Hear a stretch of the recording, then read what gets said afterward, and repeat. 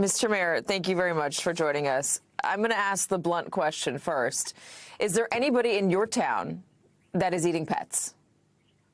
So let me just say on the onset, Springfield is a beautiful community, and your pets are safe in Springfield, Ohio. So no, we do not have any credible reports of that. We made that known publicly, and we are asking people to understand and believe the reports we're sharing with them, that we just have no credible evidence of it. It must be really difficult to try to get that message out and to plead with people not to paint your town that way, not to spread those allegations when they were set on a debate stage with 70 million people nearly watching. And the former president, who's running again, said it again last night on the rally stage in Arizona. Is it frustrating to be you right now? It's definitely frustrating. I mean, what we need in Springfield is we need help, not hate. We need people to believe the best about our community and the best about themselves as citizens there.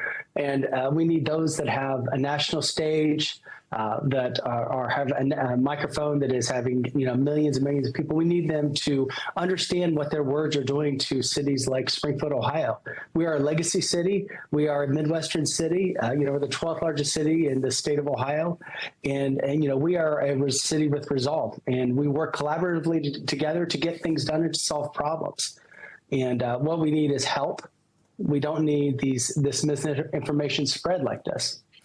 The memes, the allegations, baseless allegations, are now spilling out. You said you've received a number of threats. There was a bomb threat to the town as well. The schools, they've been closed, as I understand it, for the past couple days. Yes, there were schools closed yesterday, and there's been some schools closed today. This is, because we're on the national stage like I am right now, people have responded from everywhere, and we're just receiving, we're in a spotlight that we don't want to be in, the way things are happening in our community. Are you worried about the safety? Are you worried about the safety of the Haitian community? As a human being, I would be worried about any group that was painted with a broad brush like this. It's definitely a concern. I would be concerned. And so, I have compassion for those that are just being painted with such untruths.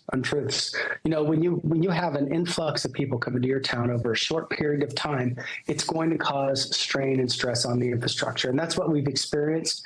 And we've experienced a culture clash. We have people that don't understand our customs, don't understand our driving customs. And I empathize. There is definitely concerns. There's been accidents. There's been death that's happened from folks not making good decisions that are immigrants. And that has caused a lot of this pain and this vocal hate towards folks, and people are concerned. The death that you're talking about is an 11-year-old boy. He was killed after a Haitian migrant was driving a van. It veered off into a school bus last year, and the bus crashed. The 11-year-old boy, one of them, was ejected, and he died. His father came out just the other day, ahead of the debate even, and pleaded with people not to make this a political issue, not to make it hate-filled. He said he wished his son was killed by a white man, and that it was so weird to say that because then he wouldn't be flooded with all of this hate. He wouldn't have to relive the worst day of his life every single day.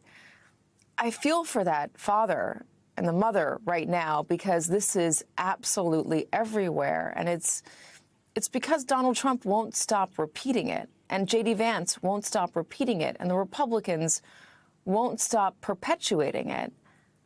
What is going on with our politics? Do you have a thought about our politics and where we're headed, that this sort of stuff, the human side of it, is cast aside, and the political advantage of it is put ahead of that?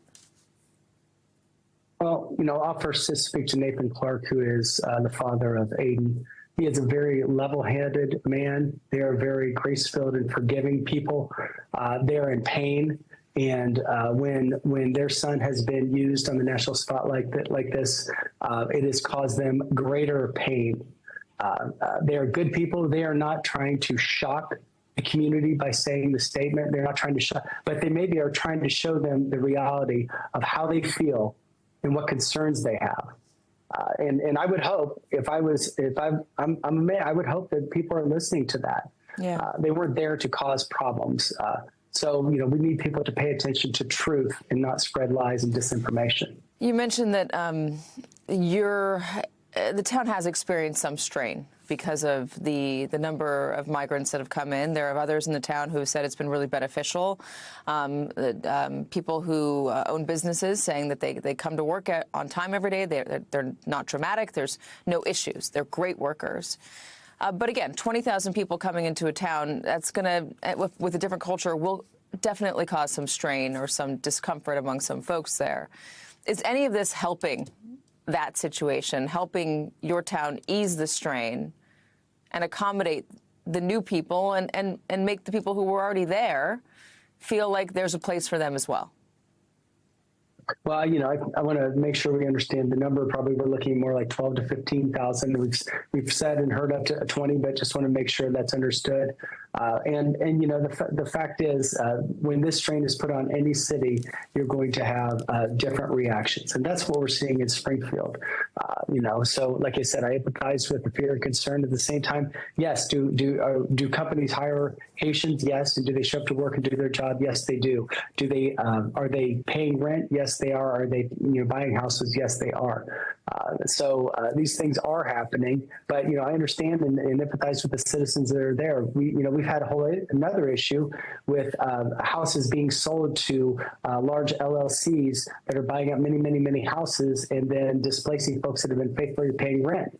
And then from that, they have moved in immigrants because they're paying higher rents and exploiting their rents. That's happened in Springfield. And so folks are coming to city meetings and say, I've been displaced. I've been told that I was evicted because I can't pay a higher rent. That's unfair too. And that's not right. Yeah.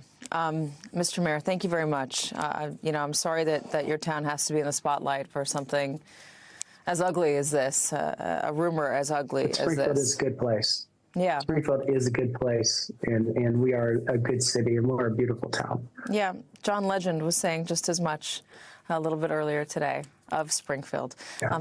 Thank you very much for joining us. We appreciate it.